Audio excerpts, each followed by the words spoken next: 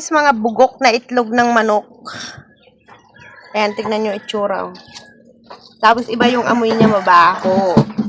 Nilaga namin kasi papakain namin sa aso. Nakaisa pa lang ako. Oh.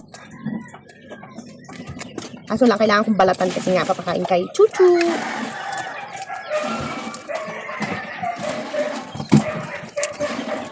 Balatan ko na bago ako magtiklop ng damit kasi mangangamoy yung kamay ko. Bagong laba pa naman yun, paka downy-downy. Anong maliit to? Teka, saan na yun? Oh, maliit. Itlog to nung ano, yung maliit na, tama, maliit lang siya. Itlog nung ano, nung pandak na manok. Ati, tsura. Ito na kaliliit eh. Itim na. Eh, nagbo-vlog ako eh.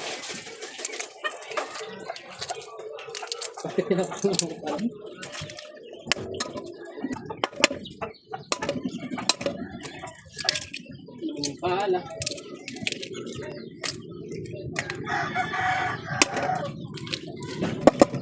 Yung iba dito guys, itlog ng itik. Katulad nito, oh, malaki. Itlog na ng itik, kasi bugok na din. Di ba ang dami? Hindi to galing sa amin, galing dito sa kapitbahay. Eh, tinanggap ko kasi sayang naman kung ibabaon lang. Diba? Mapapakinabangan din ng aso.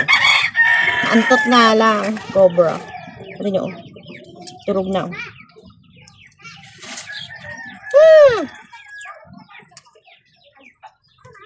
Madikit ko sa kamay sigurado. Kaya magsasabon ako no. Bye! Sabi niyo, madurog na. Wow! Pabalot na siya.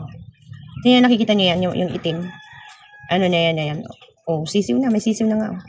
Kaso lang namatay siya. Ayan.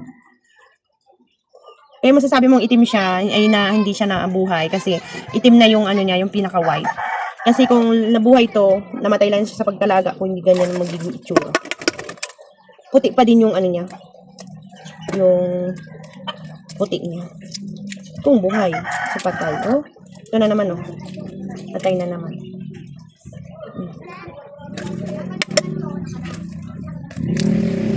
Ito talagang bugok. Ito yung pag inalog mo na alog kasi malambot to. Ito yung penoy. Pwede pa sana ito kainin kasi hindi pa siya masyadong ganun ka. Ito yung penoy. Yung penoy pala, yun pala yung ano, hindi nagtuloy na itlog. Ay, na itlog. Na manok. Yung kumbaga parang 3 days ganun. Kaya hindi pa siya maamoy. Ito din. Ito din yung penoy na tinatawag. Pero mapapansin mo may tigas-tigas na siya. Pero hindi pa siya mabaho. Pwede pa nga sanang kainin yun kung hindi ko inihalo dito sa mga bugok na talaga. Kaso lang, hindi mo naman mapipili na mabubuksan isa-isa. Diba? Sayang lang, ang dami. Parang isang tray na to. Wala naman. Pero malapit na. Parang mga 3/4 ka na. Mix na kasi to. May itlog ng itik, may itlog ng bibi, may itlog ng maliliit na manok, may halo. Kaya may maliit, may malalaki.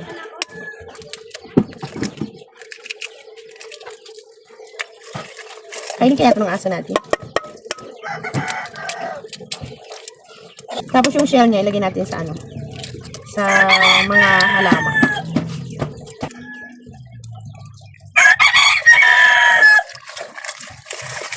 Okay, wala na. Boss na.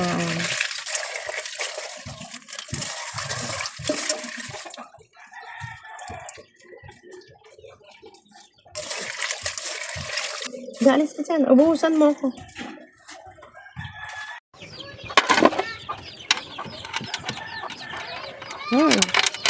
Sarap.